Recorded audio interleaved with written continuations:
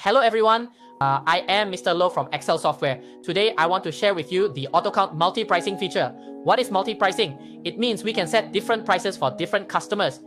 Different customers get different prices, and it can also do markup, markdown, and so on. Without further ado, let me show you the AutoCount Multi-Pricing feature. AutoCount's Multi-Pricing is a way for us to set different prices for different customers. This is the easiest to set. Actually, AutoCount has many ways to set the pricing methods, but this is a newer, more trendy method, and it's easier to set, setting different prices according to different customers.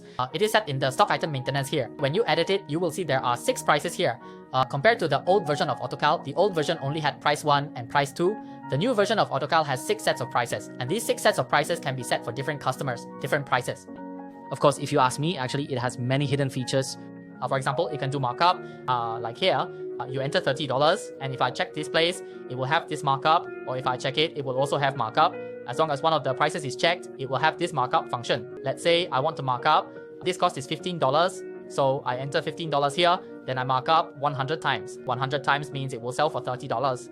If you sell for $30, your actual margin is 50, meaning you earn 50% on each product. You can also mark down by 5% or 10% for different customers. Maybe this is for walk-in customers, wholesale customers, or your own staff. You have different prices and you don't want to markdown. Oh, this is called markdown. It's like a discount. This type of customer has a 5% discount, 10% discount. So after a 10% discount, you still have this 44.44% profit. If the customer asks you to discount further, you can discount up to 44%. Beyond 44%, you will lose money. This is the function of markup and markdown. You will see the profit margin in this area. Then you can not only mark down, you say this is markdown. Markdown means to lower the price. So the cost is $15, marked up by 100%, then it will be sold for $30.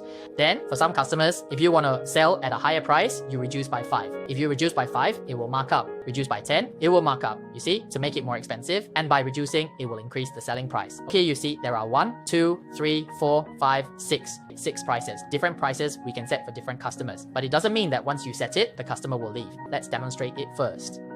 You see this is called price 1, price 2, price 3 to price 6. When it goes to the customer side, debt maintenance, you edit that debt. You see it's others original, it is definitely price 1. If you choose price 2, then in the future, every time an invoice is issued, it will follow the price 2 pricing. And this is when we are creating an invoice, whether it allows or does not allow changing to another price. If you don't allow it, then don't check it. It can only sell at price 2 to this customer. Of course, you might ask me, it's very troublesome to remember what is price 1, price 2. It's quite troublesome. Actually, if you don't want to remember, you can go to Tools, option here, we have a stock. In this general stock setting here, you can change the wording of price 1, price 2, price 3. Let's say this is for walk-in. You can type walk-in. So if it's more professional, we call it SRP. Price 2 is for wholesale customers. This is for mall customers. This is staff pricing for different customers. You just change it. After changing it here, when you go back to the item section, it will change in this place. It will also change in the debt section. But for that, usually we need to log out and then log in again for the system to update. You can't see it automatically update directly, but in the item section, it has already updated with the new name. For this word's name, if it's on the debtor side, we need to log in again. After I log in for you, you see on the debtor side, it will change to multi-price and the name will change there. Inside, the debtor will also change the name you just changed. When you go to the billing side, you see the first customer has a different price and another customer has a different price. When we get to invoicing, there's one more thing you need to pay attention to, and it won't directly adjust the price here. So there's an SRP. When you look at it, when selecting a product, if it's the second customer one, it's the wholesale price, it's $28.50. See? So if I choose a different customer, this is SRP, it is $30, but you are not allowed to change it here, not allowed to switch. If this customer really buys a lot from you this time, you still can't just switch to another price. So of course, if you want to see other prices, you can use show insert info under this auto count. There is this multi-price, and you can also see different groups of customers with different group prices. Of course, you can also manually change it yourself. This is not automatically changed by the system. Then if you want the system to automatically change this to wholesale, you need to go to the debtor section. Let's say for debtor 2, we need to allow it here. Once you allow it, when we create the invoice, you can still adjust it. When you create the invoice, you see this customer 1 cannot be changed. But when you go to customer 2, here you can change it. All right, you change it. It will ask if you want to update this price 2, you press yes, and it will update.